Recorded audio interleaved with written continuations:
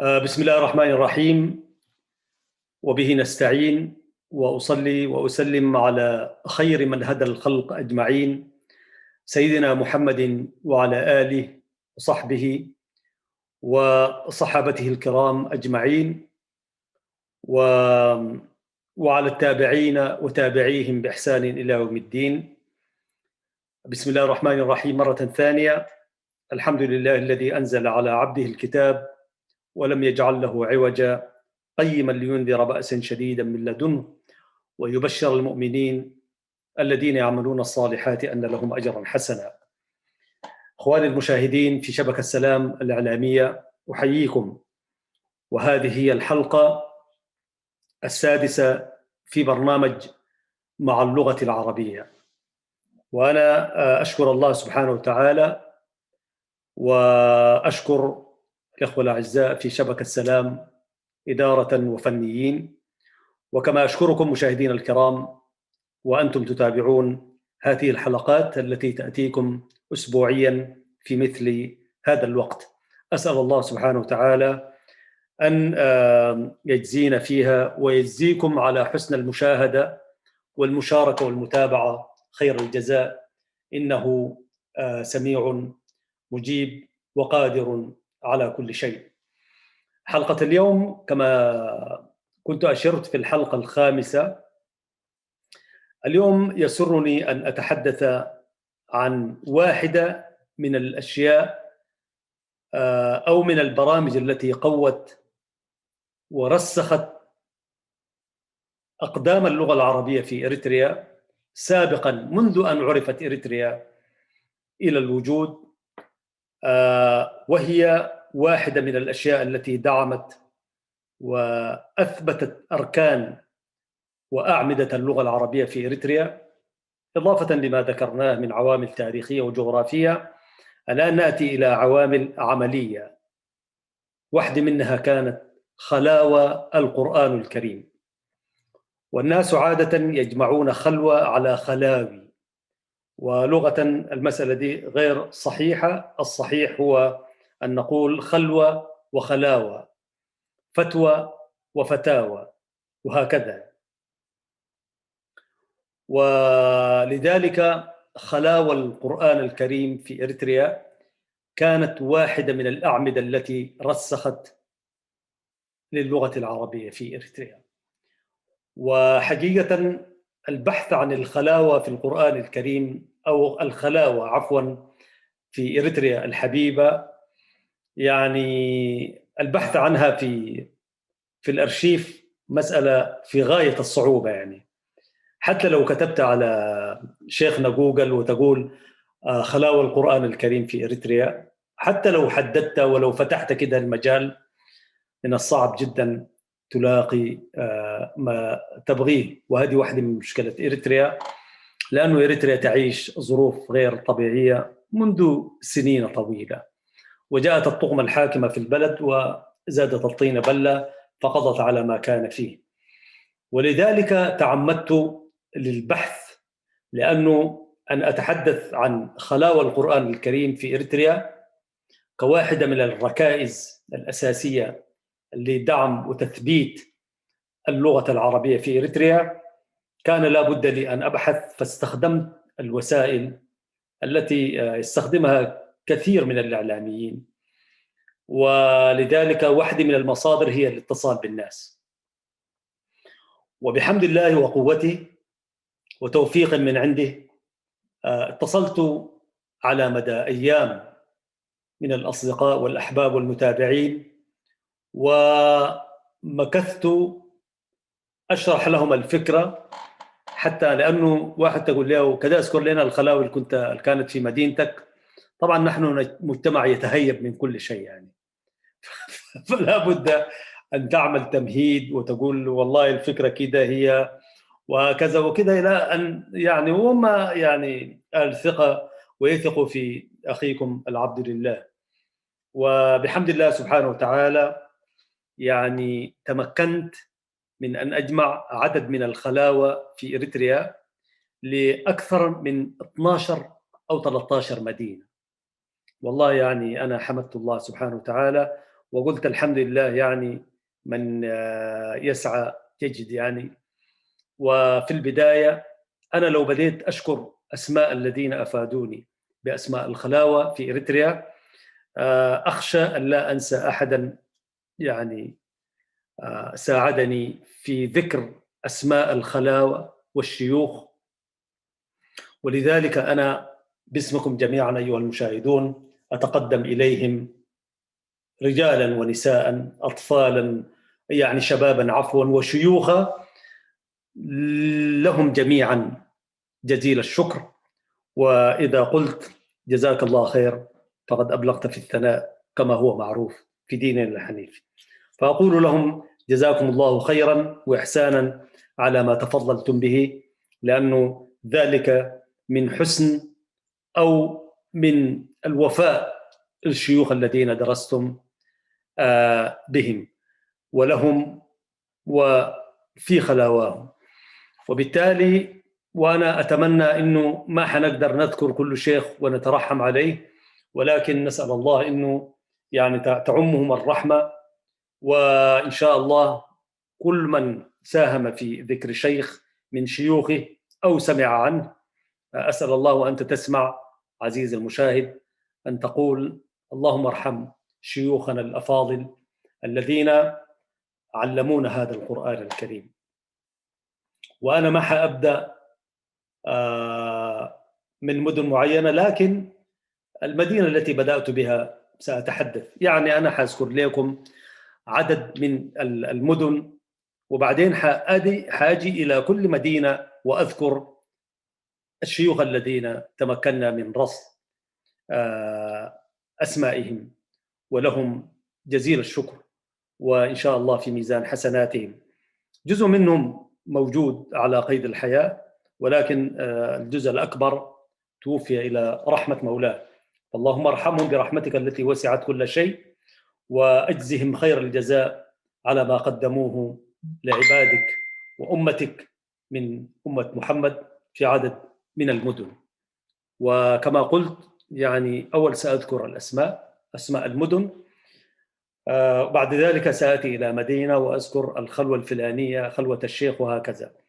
فرصدت الخلاوة، عدد من الخلاوة في مدينة كرم ومدينة أسمرة، وكذلك مدينة أغرداد، وأيضا مدينة مندفر، وفي مدينة بدة، وأيضا في مدينة حلحل، ومدينة جندع، ومدينة عدخالة، وأيضا مدينة صنعفة وأفعبت، ومدينة نقفة.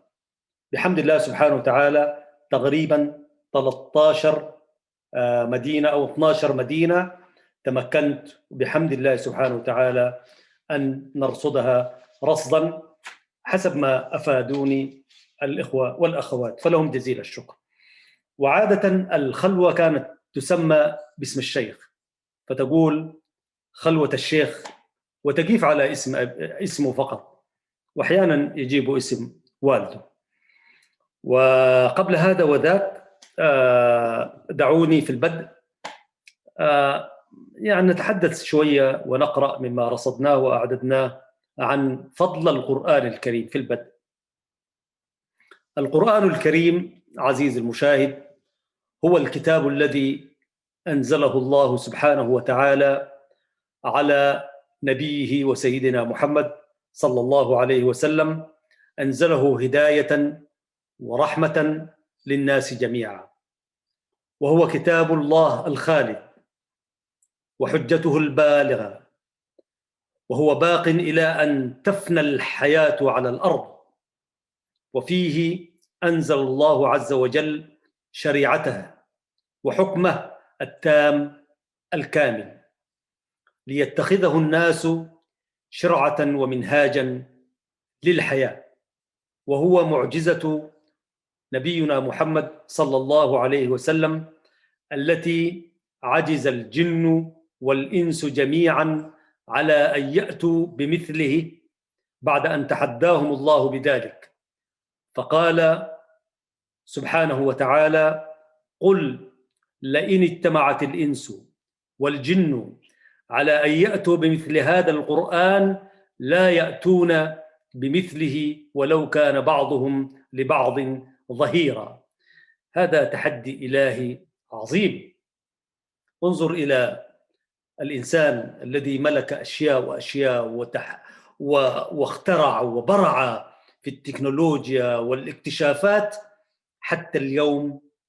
يعني هذا الإنسان الذي خلقه الله سبحانه وتعالى، الناس حتى لو كانوا بعضهم لبعض ظهيرا متعاونا ومكتشفا وراشدا وداعما، سمي ما شئت تحت كلمة ظهير، يعني عون، لا يأتون بمثله. يعني والمثل هو الشبه. وآيات كثيرة تحدى الله سبحانه وتعالى بها البشرية، ليس تحديا ولكن إثباتا على أن هذا القرآن الكريم المنزل هو كتاب من عند الله، وهي معجزة الخليقة ومعجزة الكون عامة. ولذلك ولا وصف للقرآن الكريم أبلغ مما وصفه به الله سبحانه وتعالى ونبيه صلى الله عليه وسلم، وبيان بعض هذه الأوصاف فيما يلي كما يقولون: الروح، والروح لا تحصل به الحياة، ووصف بذلك في قوله سبحانه وتعالى: وكذلك أوحينا إليك روحا من أمرنا. والنور، وهذه كل الكلمات والآيات نازلة في كتاب الله سبحانه وتعالى، فهو روح وهو نور وهو هداية وهو هدى وهو تنزيل من حكيم حميد كما سنرى الإخوة والأخوات المشاهدون الكرام. فالنور في قوله تعالى: لقد جاءكم من الله نور وكتاب مبين، وهو الهادي كذلك، أي القرآن الذي يهتدي به الناس إلى الطريق القويم. قال سبحانه وتعالى: إن هذا القرآن يهدي للتي هي أقوم، وأيضا هو الشفاء وهو الرشاد. قال سبحانه وتعالى: قل هو للذين آمنوا هدى وشفاء، ولغير المؤمنين طبعا شيء آخر، كما في كثير من آيات الكتاب الكريم. والحق سبحانه وتعالى مع أنه هو الحق، ولكن القرآن هو الحق أيضا، الحق الذي لا يأتيه باطل من بين يديه ولا من خلفه. قال الحق عز وجل: لا يأتيه الباطل من بين يديه ولا من خلفه، تنزيل من حكيم حميد. كتاب الله والفصل والصراط المستقيم وحبل الله المتين والذكر الحكيم، وهو الذي كما وصف في الحديث النبوي الشريف. وقد وردت هذه الأوصاف عن رسولنا الكريم محمد صلى الله عليه وسلم. وتجدر الإشارة عزيز المشاهد إلى أن الله تعالى أقسم بالقرآن الكريم في كثير من المواضيع فيه، ومنها قوله تعالى: والكتاب المبين، حاميم والكتاب المبين. والقرآن كلام الله تعالى، وعظمته من صلته بالله سبحانه وتعالى. ومن هنا فقد شرع الإسلام أحكاما خاصة في التعامل معه، رعاية لحرمته وتأكيدا على صونه وإظهارا لفضله. ومن مكانته العظيمة أي القرآن أن الصلاة التي هي عماد الدين لا تصح إلا به. لا يمكن أن تقرأ حديث نبوي في الصلاة، ولا يمكن أن تقرأ حتى ما دايرين نقول هذه صلاة، هي أنت تقف أمام رب العباد. كل ما قرأته من كتب ونظريات وفلسفة وعلم اجتماع والطب والتكنولوجيا والحضارة وعلم الفلك وعلم البحار وعلم الأجنة، كل ذلك يتوارى. فلا تصح الصلاة إلا بالقرآن الكريم، ولحكمة يعلمها الناس والقرآنيون. فإنك عندما تقرأ القرآن الكريم فإنك تستحضر كل تلك العلوم، والمجال لا يتسع عزيز المشاهد والمشاهدة، ولكن في كل آية تقرأها من سورة الفاتحة الحمد لله رب العالمين، لو دخلت على تفسير هذه الآية الكريمة فإنك تجد فيها إما أن تجد فيها علم الفلك أو علم التكنولوجيا أو حتى السوشيال ميديا هذه اللي قاعد نتكلم بها يعني.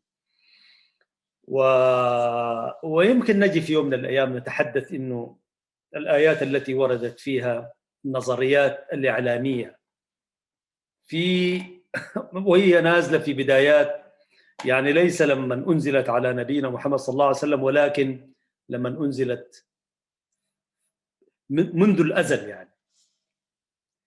ولذلك فإن كل تلك العلوم تتوارى. يعني شوف الرجل الأمي والجاهل والخريج الثانوية وخريج الابتدائي والمتوسطة وخريج الجامعة والبروفيسور والأستاذ، سمي ما شئت، والضابط والعادي والمشير، كلهم يتساوون عندما يقفون أمام رب العزة ويقولون الله أكبر، ليس هنالك أكبر، ويدلفون إلى كتاب الله سبحانه وتعالى، يقرؤون سورة الفاتحة، ولا بد أن تكون مجودة سليمة، قواعد ونطق ومخارج كل شيء. ثم يسر الله سبحانه وتعالى أن تقرأ ما تيسر لك من القرآن ولو آية واحدة. كل هؤلاء العلماء والعظماء والرؤساء والوزراء والسفراء والغفير والمزارع والتاجر كلهم يأتون إلى هذا الكتاب. والله هذه بحد ذاتها يعني حكمة بالغة، فما تغني الكلمات ولا تغني التفسير والاستطالة في الحديث. والناس الذين يدخلون من غير العرب عندما يدخلون إلى الإسلام يدخلون بمثل هذه البوابات. وكنت أنا أشرت أنه ألف لام ميم ذلك الكتاب لا ريب فيه هدى للمتقين في سورة البقرة. واحد قال كيف بشر يتحدى ويقول يعني لا ريب فيه، كل القرآن ده لا ريب فيه. وبحث وكان رجلا عالما فأسلم وحسن إسلامه، وهكذا.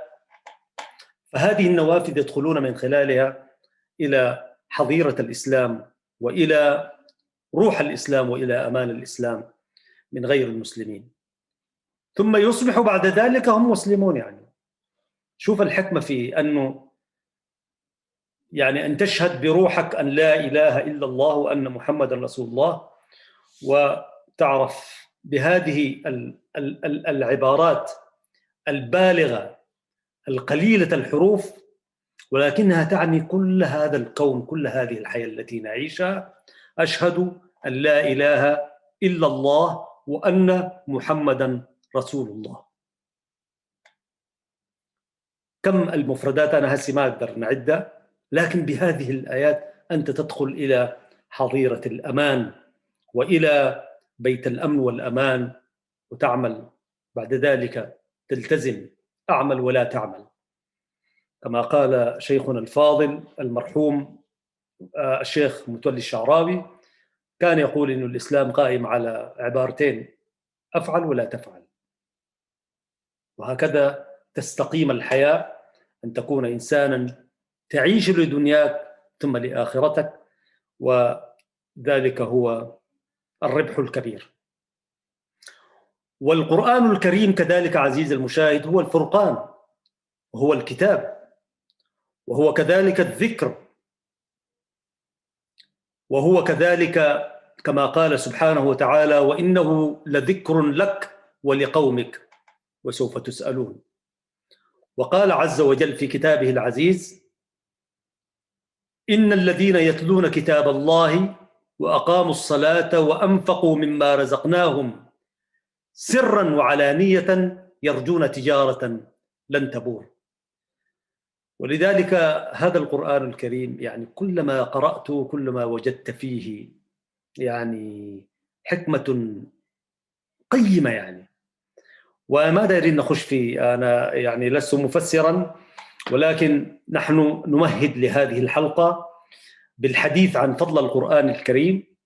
وأهل القرآن هم أهل الله وخاصته، والشيوخ الذين علموا القرآن هم أولئك النجوم والشعل الذين استنارت عبر هداياتهم قلوب كثير من المؤمنين. بهذا المدخل عزيز المشاهد وعزيزة المشاهدة نتحدث عن الخلاوة التي ثبتت ورسخت وجعلتها ركائز أساسية للغة العربية في إريتريا. نحن طبعا نريد أن نؤكد على أن هذه اللغة التي نتحدث بها ليست وليدة هجرات، وليست وليدة كما أشرنا في حلقات سابقات، لها بعدها الجغرافي والتاريخي والجذور العميقة مع تلك الأمة العربية في الجزيرة العربية، وأشرنا إلى ما أشرنا إليه كما أشار إليه المؤرخون. ثم جاء الإسلام فكانت هذه اللغة هي الأشياء التي من خلالها تعلم الناس أمور دينهم وأمور حياتهم، لأن الدين ليس هو بوابة للآخرة فقط، ولكن الدين هذا الدين الحنيف إنه دستور وطريق يأخذك إلى طريقين، إلى الحياة وإلى ما بعد الحياة. ومن هنا اهتمت الأسر الإريترية بالقرآن الكريم، ولحكمة يعلمها الله سبحانه وتعالى. فقد حتى لو عملنا مقارنات في حتى في منطقة الجزيرة العربية ليست لدينا معلومة، ولكننا نكاد أن نزعم فنقول إن منطقة القرن الإفريقي ومنطقة الحبشة بشكل عام هي من أكثر المناطق التي أعجت بخلاوة القرآن الكريم. ولكن كمعلومة نقول يعني لماذا كانت عدد الخلاوة في كل مدينة أكثر من المدارس في إريتريا؟ وربما عزيز المشاهد والمشاهدة الكريمة يشاطرون هذا الرأي. يعني على سبيل المثال حنحكي عن مدن ونذكر منها عدد من الخلاوة مؤكد تماما إنه الخلاوة كانت أكثر من المدارس. والناس عادة، ولذلك الأسر الإريترية كانت تدفع بأبنائها في البداية إلى الخلاوة، ثم يختمون القرآن الكريم، والسعيد منهم يردد القرآن الكريم. وكلمة ختم وترديد بالمناسبة كلمة فصيحة، يعني حتى وانت تتحدث بالتجرينيا وبالتجري ختمكو رددكو تقول، يعني هو ختم ثم رد، يعني ردد. والعبارة ذاته فيها بلاغة لغوية. رد يعني جاءهم بشكل مرتد، يعني أول ختمه فردده، ردد الشيء بمعنى كرره يعني. وبالتجرينيا تقول ختمه ورديده عادي جدا. واعتقد باللغات الثانيه كمان من اللغات الاريتريه وتقول ختمت ورددت بالعربي عادي كده وانت تتكلم في اريتريا. وباللغات الثانيه اعتقد ذات العباره ممكن تكون بلغاتنا الجميله الاخرى. وبالتالي السعيد منهم كان يعيد انت تبداه من سوره الناس، ولانه هي دي الترتيب هو من حتى الأجزاء مرتبة الجزء الأول إلى الجزء 30 يعني في نهاية الختم. لكن لأنك أنت مبتدئ تبدأ من سورة الناس ثم إلى سورة البقرة. وشوف القرآن ذاته يعني البداية أو النهاية، ومع البداية أو من البداية إلى النهاية جاي بتسلسل يعني فيه تسلسل منطقي. يعني ما ممكن تلاقي مثلا وهذا شكل من أشكال التدبر لكتاب الله عز وجل. يعني ما ممكن تلاقي سورة البقرة اللي فيها قرابة 3 أجزاء بعدها ما تلاقي سورة كده زي سورة الكوثر اللي فيها 3 آيات، وسورة البقرة فيها عدد هائل يكفي أنها فيها جزئين وشيء قرابة 3 أجزاء. فلو تصفحت القرآن حتى من الناحية الشكلية ذاته والناحية حتى قبل أن يكتب بالآلات والآلات الطباعة الجميلة، حتى لو تدبرته تلاقي فيه تسلسل منطقي حتى في أحجام السور ذاتها، يعني البقرة ثم آل عمران ثم النساء والماء، هكذا لما تتدرج تلاقي فيه شكل من أشكال التنسيق، ويعلمك القرآن حتى كيف ترتب أمورك يعني، إلى أن تجي وأنت نازل نازل نازل نازل إلى سورة الناس.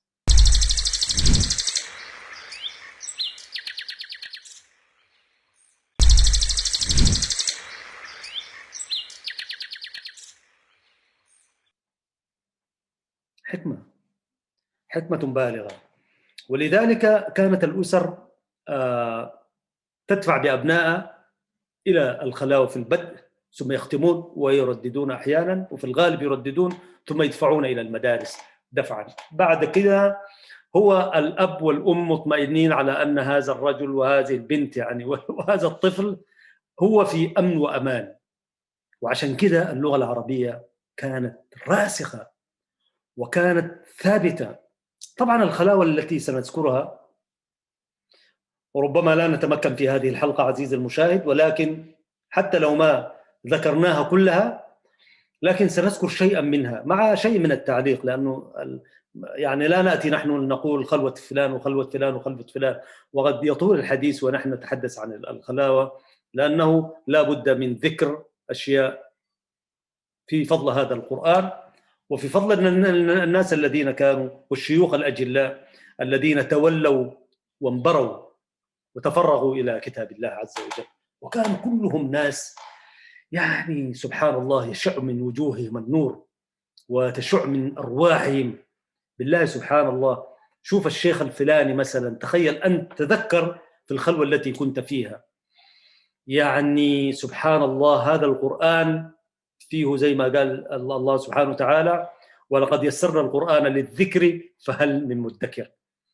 يعني شيخ واحد ماسك 300 ولا 400 قارئ كلهم في اتجاه في وادي، كلهم في جزء، ويرمي لهذا ويسمع لهذا ويضبط ده، يتخرج خريج القرآن الكريم من هذه الجامعة الكبيرة وفي عقله وفي نفسه وفي وجدانه هذا الكم الهائل، أبلغ لغة في الدنيا وأعظم كتاب في الدنيا وأشرف لغة في الدنيا وأقوى لغة في الدنيا، ولغة فيها كل مسائل الجمال، الفنون والموسيقى واللحن والتوزيع المنطقي زي ما قلنا، وفيها هارموني بتاعت لغة.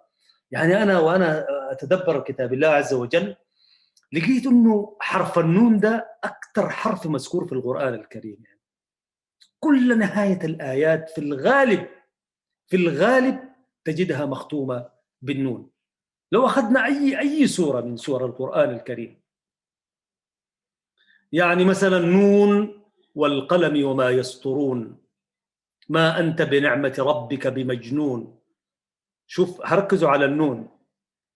وممكن تلاقي بعدين وإنك على خلق عظيم فستبصر ويبصرون بأيكم المفتون إن ربك هو أعلم بمن ضل عن سبيله وهو أعلم بالمهتدين فلا تطع المكذبين ودوا لو تدهنوا فيدهنون فلا تطع كل حلاف مهين هماز مشاء بنميم إلى آخر الآية. وقس على ذلك ياسين والقرآن الحكيم إنك لمن المرسلين على صراط مستقيم تنزيل العزيز الرحيم لتنذر قوما ما أنذر آباؤهم فهم غافلون لقد حق القول على أكثرهم فهم لا يؤمنون.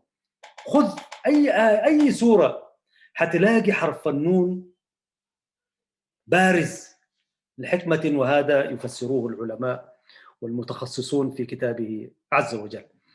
فلكن أنا قاعد أتحدث عن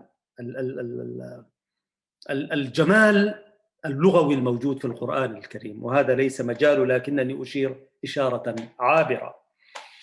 ولذلك فإن الخلاوة في إريتريا، أنا برأيي وأنا أراجع وأعمل تحليل كيف ترسخت اللغة العربية في إريتريا وثبت أركانها واستمر بها الناس، ورغم كل الحروب التي حوربت به هذه اللغة أو مورست من أجل لإضعاف هذه اللغة والقضاء عليها، كل المستعمرين بما فيه هذا المستعمر الأخير. ولذلك كيف انتصرت وكيف قويت وكيف صمدت أمام تلك الرياح العاتية، لأن أنا أقول أرجعت لأن القرآن الكريم كان موجودا في إريتريا.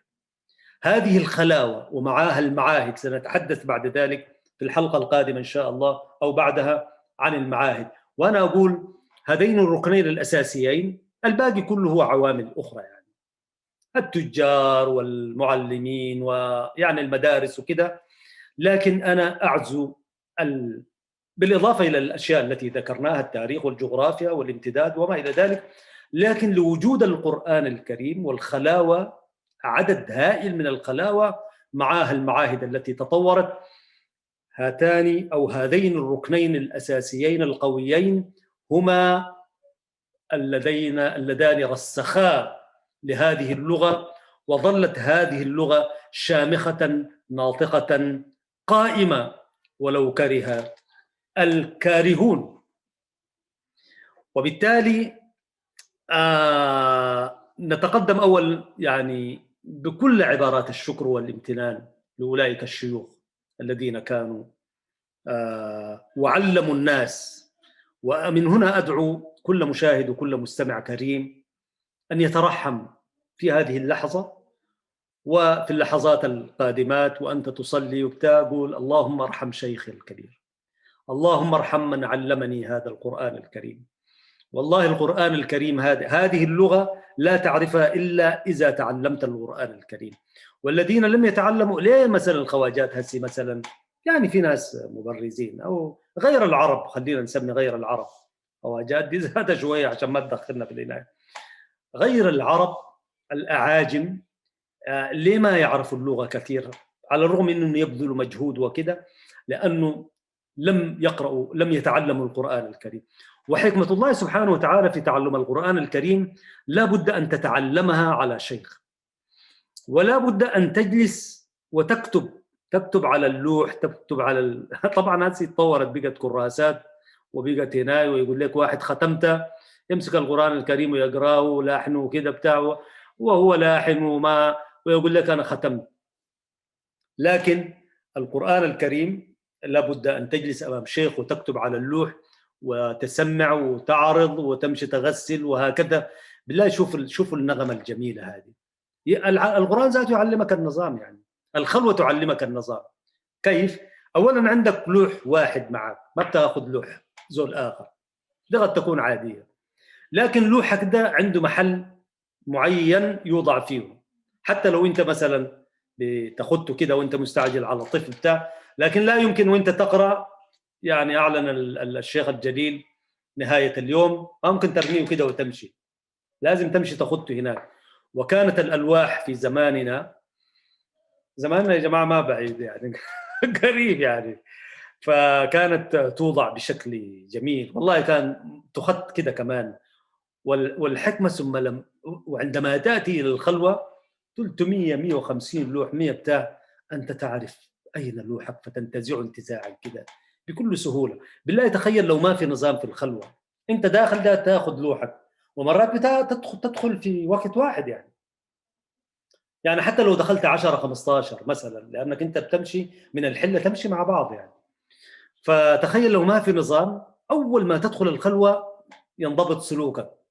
ده القرآن الكريم. في المدارس بتلقى المدارس لولا فيها انه الصول وما اعرف شنو والقوانين وكذا بتاع، ربما لا تنضبط فيها، لكن اول ما تضع قدمك على اول عتبه، اول شبر من الخلوه، يتنزل عليك رحمات هذا القرآن، فهذا الشيخ الجليل القاعد الفقير المسكين، وكلهم كانوا فقراء، ماتوا فقراء وعاشوا فقراء، ولكنهم كانوا أغنياء بكتاب الله عز وجل. تلاقيه القاعد كده كالرجل المهيب، وله هيبة القرآن وجلال القرآن وعظمة القرآن، فتمشي وتقبل يده، والله وهذا شرف له طبعا، تقبل يده وتخش تأخذ لوحك بكل أدب. وربنا كان الملائكة، وطبعا هذا كتاب الله، ملائكة تحف الخلوة من كل اتجاهات وتتدد. هو أنت عندك تنظيم رباني، يعني هذه الخلوة تنظم وتهذب سلوك. وانظر إلى زول قرأ القرآن في الخلاوي وزول قرأه كده ماشي، والله العظيم دون مبالغة تلاقي حتى في سلوكه في سلوك اختلاف بين الذي شال القرآن واتكسر منه وغيره كده بتاع. وسبحان الله اللحام كانت تشبه ناسا، أنا هذا تأمل من عندي يعني، الألواح كانت تشبه ناس، يعني أي زول يشبه لوح يعني. سبحان الله، يعني هذه تأملاتي كده يعني. أنا وفعلا سألت أنا أكثر من واحد قالوا لي فعلا أنت كيف من أين لك هذا؟ قلت لهم والله عندي هكذا تصور يعني، أو هكذا لاحظت وأنا طفل صغير وأنا أقرأ القرآن، وأنا قريت القرآن والحمد لله. وأنا هنا أترحم على والدي وعلى والدتي رحمة الله عليهما، وعلى جدتي وأخواني وخالاتي الذين دفعونا إلى القرآن دفعا. المدارس كانت جنبنا وكذا، لكن قالوا في ذات الوقت أترحم على 3 شيوخ درست عليهم، هذا مقام شكر لا بد أن أشكر. كان أولهم الشيخ طعوم رحمة الله عليه. الشيخ طعوم ده كان في العاصمة أسمرة، من أشهر الشيوخ ومن أشهر الخلاوة في أسمرة في فترة الستينيات، يعني منتصف الستينيات إلى السبعينيات كان هكذا.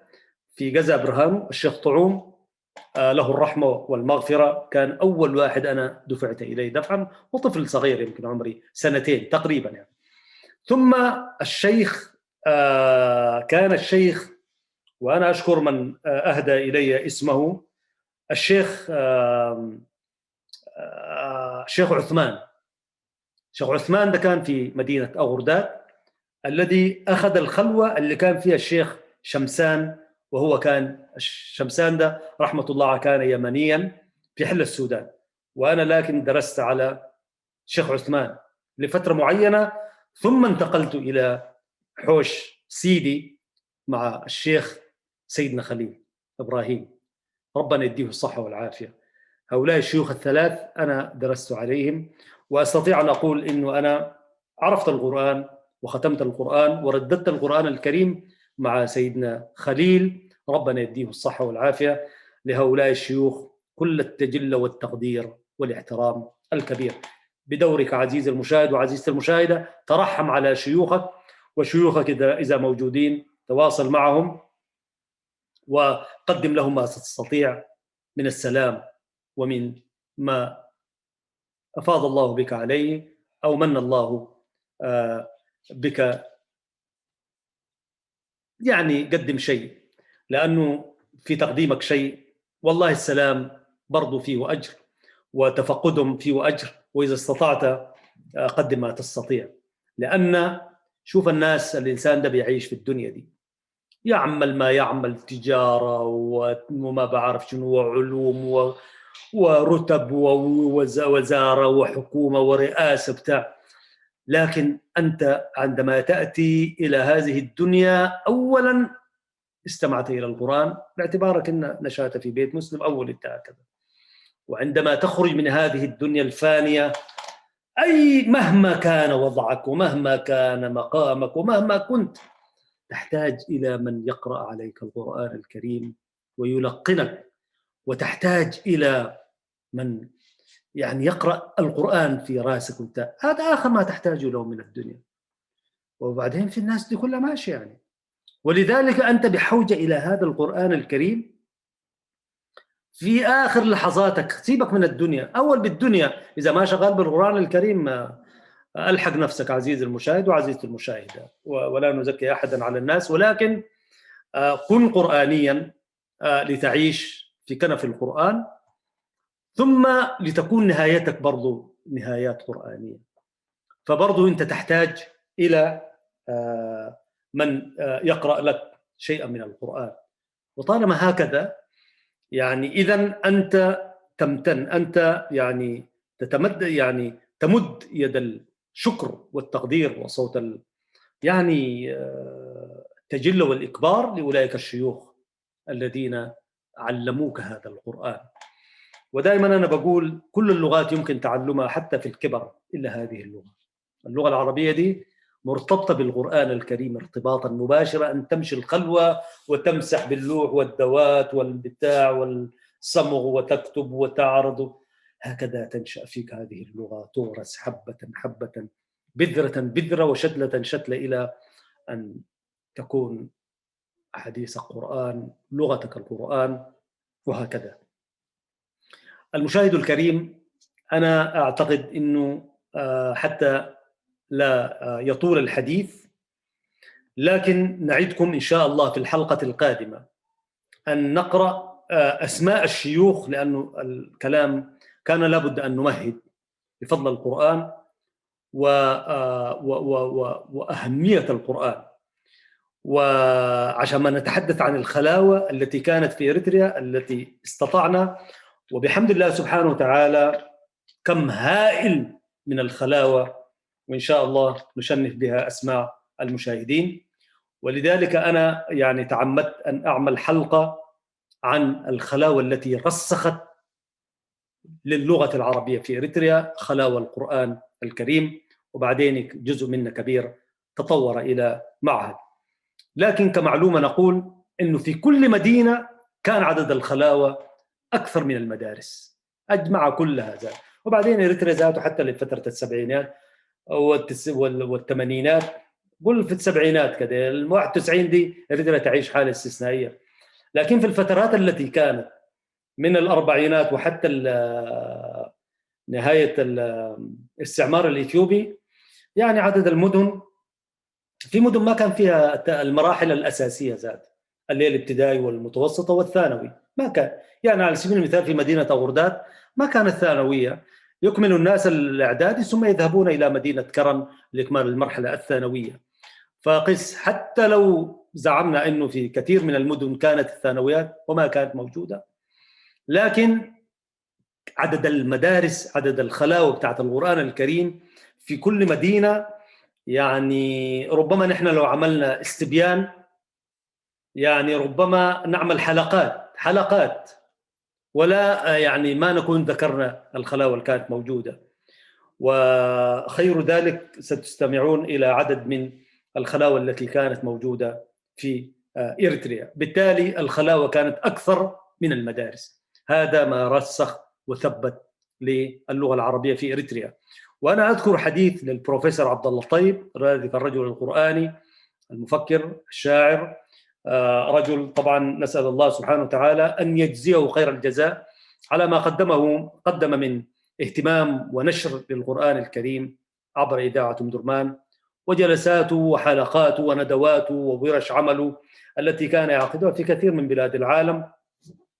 في واحدة من محاضراته كان يقول إنه يعني يثمن على أن الأوائل كانوا يهتمون بالقرآن الكريم، بمعنى أنه الطالب يذهب إلى الخلوة فيحفظ القرآن الكريم، وفي ذلك تنوير واستعداد وتهيئة له قبل أن يلتحق بالمدارس. وعاب على المنهجيين أو التربويين الجدد الذين حذفوا ذلك وبدأوا يدفعون بأبنائهم إلى المدارس العصرية، ولم يحفظ الأبناء القرآن الكريم. وأشار إشارات علمية أن الفرق كبير بين من الذي قرأ القرآن حفظه وردده أو حفظ شيئا منه، والذي يحفظه ثم دخل إلى المدارس. البون شاسع وكبير، كان يدعو في آخر أيامه إلى الاهتمام بذلك. والسودان كذلك له باع كبير في نشر خلاوة القرآن الكريم حتى اليوم. ولو كره الكارهون والذين يحاربون الدين في السودان العزيز. ولذلك أنا لا أود أن ننحرف شوية من المسار. بالتالي خلاوى القرآن الكريم في إريتريا كانت كثيرة جدا جدا، وفي نفس الوقت لعبت الدور الكبير في تثبيت اللغة العربية في إريتريا. وكان كل من درس في القرآن الكريم هو من المبرزين على فكرة. إذا الرجل الذي ختم القرآن الكريم تلاقيه متفوق في مدارسه حقيقة، يعني ليس كمن ما كملوا. ما في ناس واحدين ما بيكملوا، يعني واحد يكون قرأ 10 أجزاء وبعدين زاغ من 15 جزء وزاغ و20 وهكذا. لكن السواد الأعظم كان يختم، فالخاتمون للقرآن الكريم هم متفوقين بلا شك، لأنك أنت يعني حافظ لكتاب الله. وهنا يعني الشيء بالشيء يذكر. نحن لا نود أن نتحدث في السياسة كثير عبر هذا البرنامج، ولكن برضو تجيبنا الأشياء. يعني ما يحمد لثورة الإنقاذ في السودان العزيز، الوطن الشامخ، أنه تلك الحكومة، وبرضو الفضل بعد الله يعود إلى رئيس الجمهورية آنذاك الأخ العزيز السيد الرئيس السابق أو الأسبق عمر حسن أحمد البشير، كرم القرآنيين وكرم كل من حفظ القرآن الكريم، فأصدر قراره التاريخي. والله أنا أثمن هذا القرار، ونسأل الله إنه دي إن شاء الله ربنا يدخلك بها الجنة. القحاطة والمجموعة اللي بتقول ما بتهمنا نحن، لكن نحن نتحدث عن القرآن وآل الله وخاصته. فأصدر قراره، ويمكن هو الرئيس الأوحد في العالم الذي كرم القرآنيين. قال أي زول حافظ لكتاب الله خاتمه قاراه وحافظه، مش ختمت القرآن في الخلوة ومشيت، حافظه على أي قراءة. وفي ناس حافظينه على القراءات السبعة والعشر عند بعض القراء. أصدر قراره القرآني الكبير أن كل من في صدره هذا الكتاب فهو كأنه خريج، يعني كأنه أكمل الثانوية ومن حقه أن يدخل. يعني زول ما دخل لا الابتدائي لا المتوسطة لا الثانوية يلتحق طوال بكلية القرآن الكريم. ليس بعد ذلك نصر لكتاب الله أكبر من ذلك. أنا شخصيا أثمن هذه المسألة تثمين كبير، وأسأل الله سبحانه وتعالى أن تكون شافعة له، أن يكون ذلك القرار شافعا له وحجة يوم القيامة. وفي النهاية عايش، وفي النهاية يعني سيذهب إلى مصيره. لكن كثير من حفاظ كتاب الله الذين ما مشوا المدارس دي قعدوا في الخلاوي سنة سنتين 3 4 سنين، ختموا القرآن الكريم على طول إلى الجامعة وتبحروا. قالوا الرجل كتاب الله 30 جزء في صدره، شنو أحياء وعلوم وجغرافيا، وتدرس الاستعمار الأوروبي والاستعمار الأمريكي وما عارف واشنطن واكتشاف أمريكا شنو يعني. أنا والله لو في محله أصدر القرار ده وأكثر منه والله العظيم، وأتمنى لو كنا كان شلنا شأن القرآنيين. وأسأل الله سبحانه وتعالى أن يهيب بكل من هو فوق. التفتوا إلى القرآنيين، فأصدر قرار ودخلوا الجامعة جامعة وتبحروا في علوم الدين. يعني شنو يعني أنت ما قريت لك نظرية فيثاغورس ولا نظرية الاحتمالات يعني في الرياضيات وفي العلوم وبتاع، أنت في قلبك القرآن الكريم. ودخلوا الكليات تبحروا في علوم الدين، علم الشريعة والتربية والقرآن الكريم. فكان هذا قرارا قرآنيا.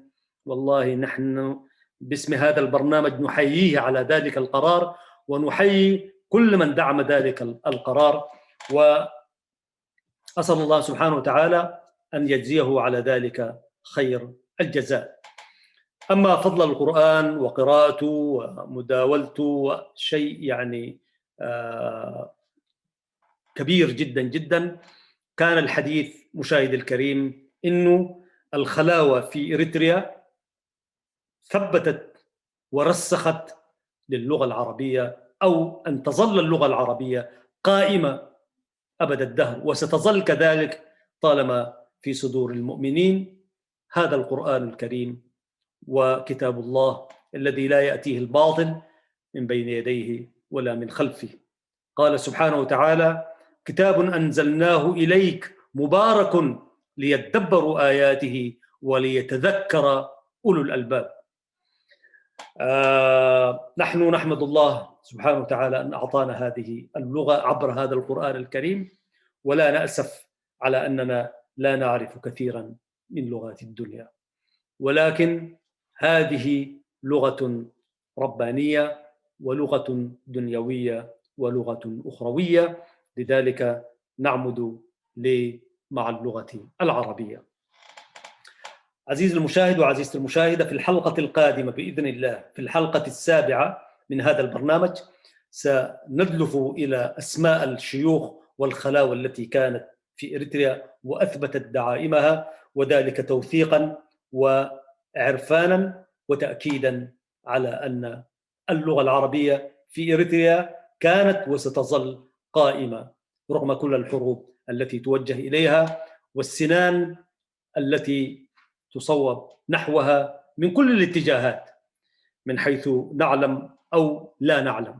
فكن عزيزي المشاهد مفتخرا بلغتك ومتباهيا بأنك يعني تتحدث هذه اللغة. أشعر باعتزاز، لأنه ولله العزة ولرسوله وللمؤمنين ولكن المنافقين لا يعلمون، ولكن الذين هم في قلوبهم مرض والشعوبيون بشكل عام لا يشعرون بتلك اللذة. عزيزي المشاهد وعزيزتي المشاهدة، أشكر لكم حسن المتابعة والإصغاء، ونسأل الله إذا أخطأنا في شيء سواء كان في آية من آيات الذكر الحكيم أن يعفو عنا الله سبحانه وتعالى، وإذا زللنا أيضا لغة وبلاغة فإننا نتعلم منكم، ونسأل الله أن يجزيكم بالمشاهدة والمتابعة الخير الجزيل. وتحياتي محدثكم أحمد شريف في الإعداد والتقديم، كذلك تحايا الزملاء الفنيين وشبكة سلام الإعلامية. السلام عليكم ورحمة الله تعالى وبركاته.